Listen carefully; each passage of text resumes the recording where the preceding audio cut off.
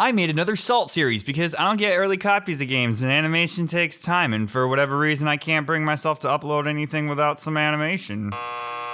So basically dashes will be on the first impressions of a game, and strictly the game, thereby giving me more time to work on the sides of Salt, allowing them to be more in-depth. And I don't know, maybe it'll be fun to see if my views change from my initial exposure. Maybe, fuck, I don't know.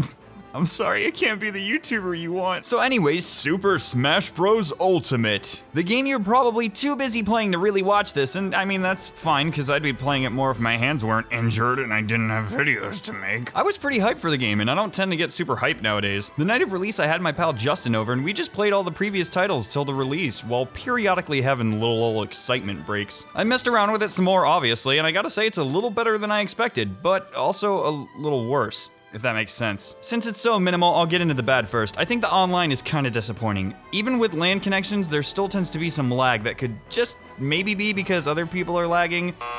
But the lack of set options is kinda killer. You can aim strictly for 1v1s online, but still get roped into free-for-alls. Plus, to my knowledge, there's no way to do arena with 2 players on the same console, which is strange, cause even 4 allowed that, and games like ARMS have a similar lobby, but still allow 2 people a console. You can do 2-player for random matches, just not arenas, I guess, which sucks, cause that's where I do like games with fans. Other than that, I kinda love and hate the unlock system. When we first got it at midnight, we only had the original 8 and had to cheese to unlock a few fighters. But it's random, and so Justin and I weren't lucky enough to get our favorites in that session. But at the same time, I actually did get pretty hyped when the Inklings showed up, and we were all rooting for the combatant who was fighting to unlock them. I played a bit of the World of Light mode, and I'm enjoying it more than I thought. Pretty nice time sync, and the matches have a lot of variety. It's neat unlocking paths, fighters, and spirits through there. Yeah, it's gacha shit, but it's at least fun gacha shit. But what really shined was classic mode for me. Each fighter having a set path is fantastic, especially with unique bosses at the end instead of just Master Hand. Or Crazy Hand, I guess. I've probably been playing that the most. The difficulty settings are interesting too, since you can't get to max unless you're kicking ass. Some say it's a port, and yeah, it kind of is, but I mean most fighting game sequels tend to be,